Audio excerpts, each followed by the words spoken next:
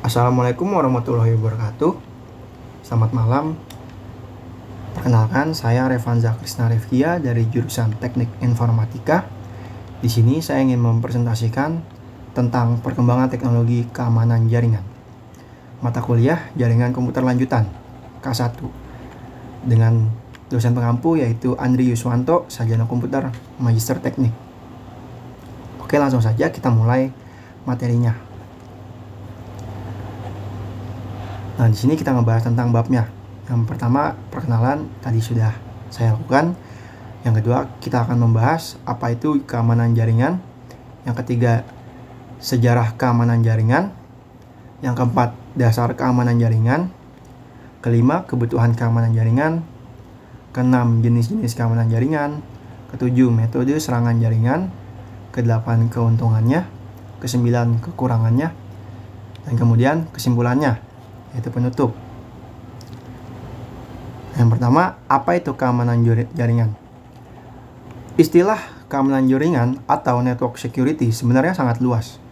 Namun, Anda dapat mengartikan network security atau keamanan jaringan sebagai segala bentuk proses atau teknologi yang dibuat untuk melindungi integritas, kerahasiaan, dan ketersediaan aksesibilitas data dan jaringan komputer Anda.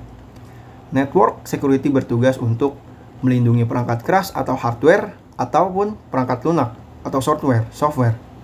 Sistem ini menargetkan berbagai ancaman cyber, kemudian menghalangi masuknya ancaman tersebut ke dalam jaringan. Singkatnya, network security berupa rangkaian aturan dan konfigurasi untuk meningkatkan perlindungan terhadap jaringan komputer. Keamanan jaringan sangat penting bagi segala aktivitas saat ini, terutama pada zaman serba digital ini. Ancaman di dunia cyber terus berkembang dan mengintai Anda. Hacker akan selalu mencari cara untuk membobol pertahanan jaringan demi kepentingan mereka sendiri. Kerumitan arsitektur jaringan pun menjadi alasan pentingnya penerapan keamanan jaringan atau network security. Kemudian, yang ketiga adalah sejarah. Di sini ada sejarah singkatnya. Sejarahnya yaitu dengan memahami apa itu sistem keamanan jaringan komputer, kita juga harus mengetahui sedikit terkait dengan sejarah sistem keamanan komputer ini. Keamanan komputer menjadi semakin penting sejak akhir tahun 1960-an. Ketika modem, perangkat yang memungkinkan komputer untuk berkomunikasi melalui saluran telepon diperkenalkan. Proliferasi komputer pribadi pada tahun 1980-an menambah masalah tersebut karena mereka menginginkan peretas atau pengguna komputer yang tidak bertanggung jawab mengakses secara ilegal sistem komputer utama dari privasi rumah mereka. Pengembangan teknik keamanan tingkat lanjut pun terus mengurangi ancaman semacam itu meskipun penyempurnaan bersamaan dalam metode kejahatan. Selanjutnya adalah dasar keamanan jaringan. Nah, di sini ada 5 dasar, yaitu 5 prinsip yang perlu ditetapkan untuk menjaga keamanan jaringan. Yaitu yang pertama adalah confidentiality, kedua integrity, ketiga availability, keempat authentication, dan kelima access control. 3 yang disebutkan pertama dikenal dengan sebutan CIA Triad, di mana confidentiality, integrity, dan availability adalah unsur utama dalam keamanan jaringan. Kemudian, untuk menyempurnakannya dibutuhkan authentication dan access control. Nah, di sini adalah definisi dari 5 prinsip tersebut. Yang pertama, confidentiality.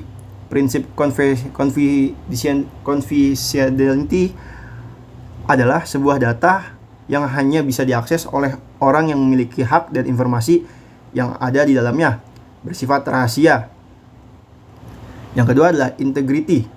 Integrity yang dimaksud adalah keamanan jaringan dalam integritas data, di mana data yang ada dalam sebuah sistem informasi yang terhubung dalam sebuah jaringan hanya bisa diubah oleh pihak yang memiliki wewenang legal saja. Yang ketiga ada availability. Availability masuk dalam prinsip keamanan jaringan, karena sebuah data informasi yang disimpan dalam server harus dapat diakses kapan saja dan di mana saja oleh pemiliknya. Yang keempat, authentication. Dengan autentikasi, sebuah sistem akan mengenali apakah pengakses data adalah orang yang memiliki hak akses atau tidak.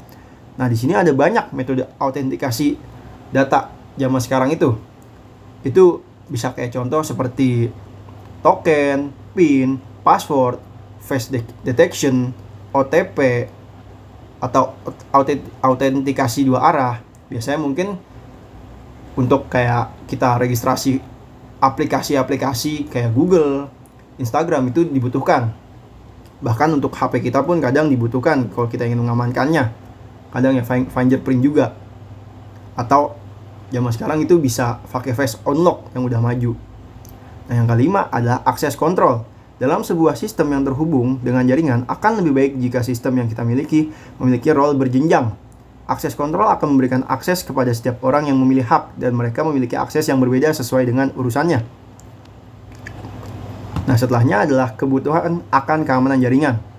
Dalam era teknologi saat ini, internet memiliki peran penting dalam kehidupan manusia, baik itu untuk bekerja, belajar, berkomunikasi, mencari hiburan, membuka usaha, dan lain-lain banyak.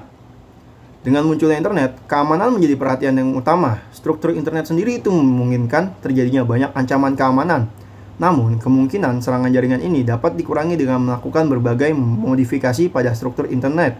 Dengan mengetahui metode serangan yang dilakukan, maka kita bisa menggunakan teknologi keamanan yang sesuai untuk menangani ancaman tersebut. Nah, ini ada jenis keamanan jaringan. Sebenarnya, jenis keamanan jaringan itu sebenarnya lumayan banyak ya. Tapi di sini kita ambil beberapa titiknya aja. Seperti perlindungan email.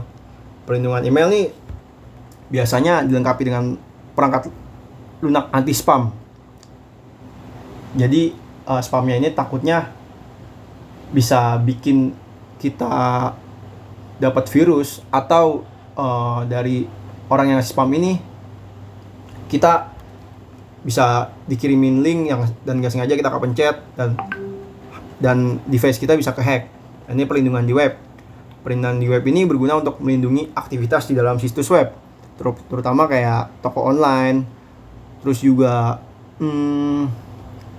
perlindungan web ini soalnya kan penuh sama data pelanggan ya. Kayak toko online tuh semisal tuh. Nah, itu butuh banget.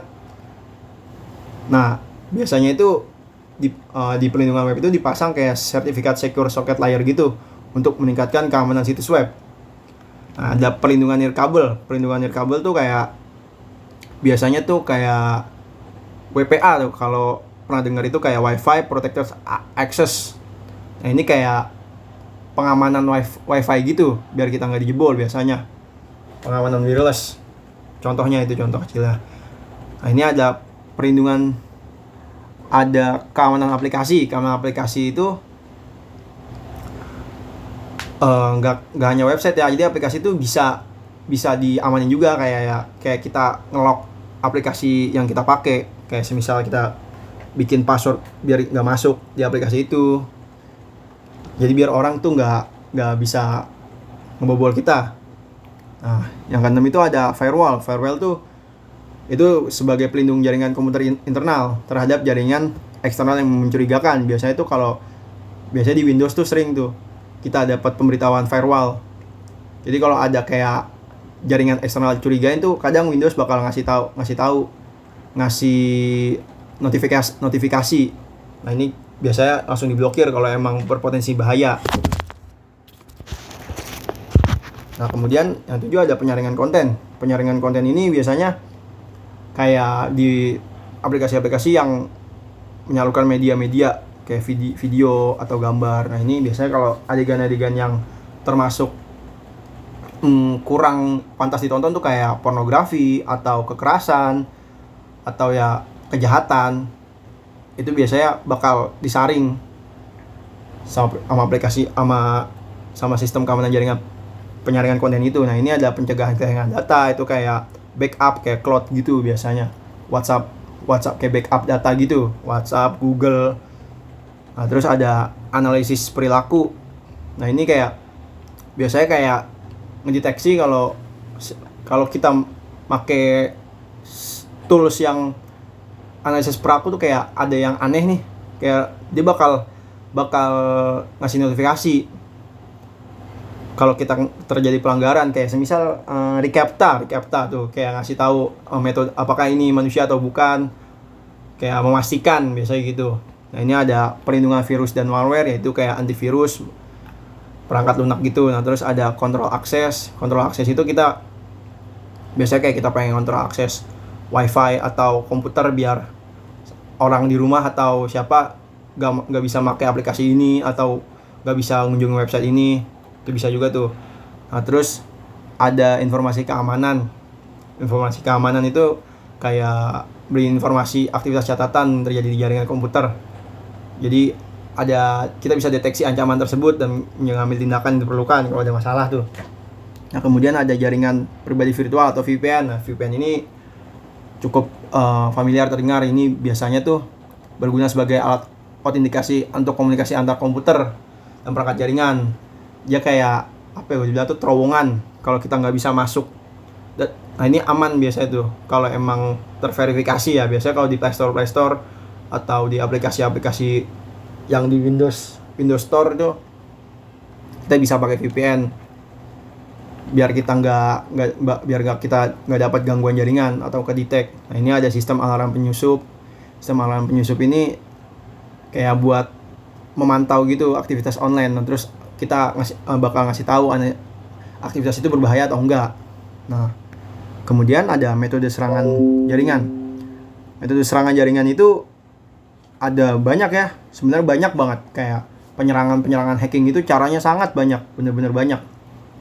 Nah ini saya ambil sedikit doang ya, kayak ancaman fisik ini bisa ngerusak hardware itu, virus biasanya.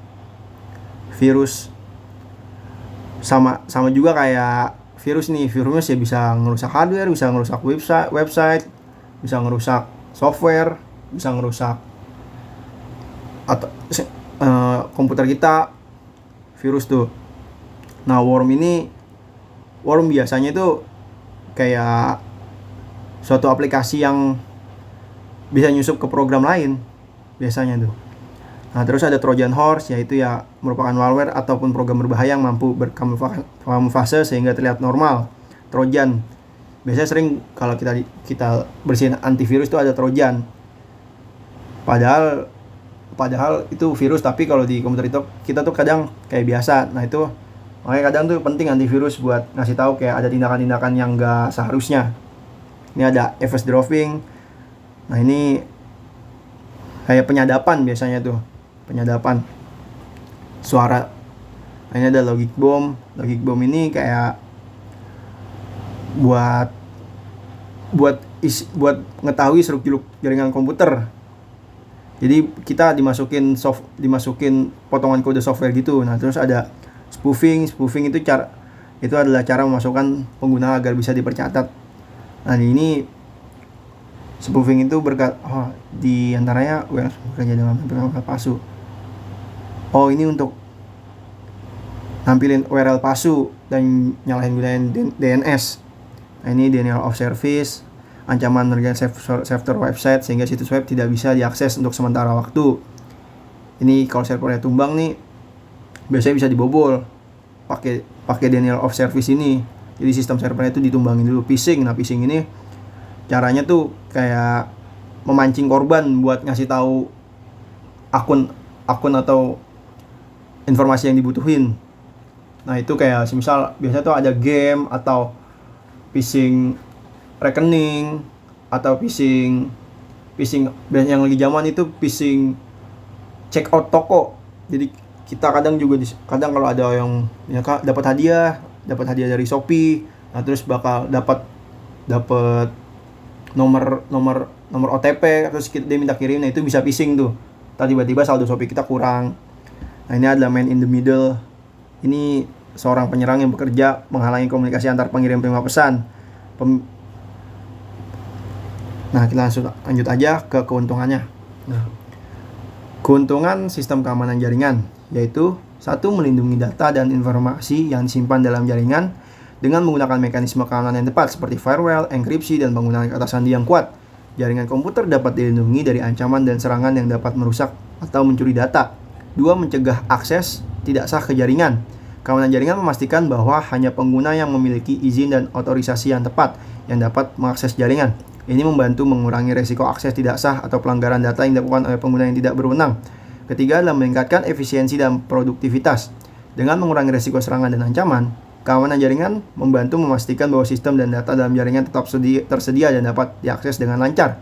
Hal ini membantu meningkatkan efisiensi dan produktivitas pengguna dalam jaringan. Dan keempat adalah mengurangi biaya dan kerugian akibat serangan dan ancaman. Jadi ya, dengan investasi kita beli misalnya software antivirus atau firewall itu, ya kalau kita keserang dan kita ruginya itu bakal lebih besar daripada kita beli softwarenya itu biasanya. Nah, kekurangannya itu yang pertama itu ya biaya cukup besar, soalnya pasti kita butuh biaya buat beli software antivirus, firewall. Nah terus juga membutuhkan waktu upaya cukup besar. Nah ini kita juga harus sering-sering ngecek kayak pemilihan teknologi sistem jaringan, keamanan jaringan yang bagus, terus juga pengaturannya juga yang bagus dan juga benar-benar resmi, dan juga akan bervariasi gitu jenisnya. Nah ini juga beresiko menjadi sasaran serangan yang lebih besar. Meskipun keamanan jaringan membantu mengurangi resiko serangan jalan ancaman, serangan yang sukses pada jaringan terlindungi dengan baik dapat menyebabkan kerugian yang lebih besar. Jadi kalau ada kayak software yang antivirus yang sangat kuat, nah terus kita hackernya ini dapat celah, nah ini hackernya ini untung, soalnya dia bisa tahu suatu antivirus yang sangat bagus yang diinstal banyak orang. Nah kesimpulan yang saya dapat katakan adalah seiring berkembangan teknologi, ancaman kejahatan cyber juga semakin berkembang dan punya banyak motif. Jika tidak dijaga dengan baik, ancaman-ancaman cyber ini dapat merugikan baik secara personal maupun perusahaan. Salah satu keamanan yang perlu diperhatikan di era digital adalah keamanan jaringan. Keamanan jaringan menjadi penting sebab semua perangkat ini terhubung dalam jaringan. Jika keamanan jaringan kurang baik, maka hacker bisa saja masuk melalui celah-celah yang ada. Menurut Cyber Security Venture itu sebuah website peneliti para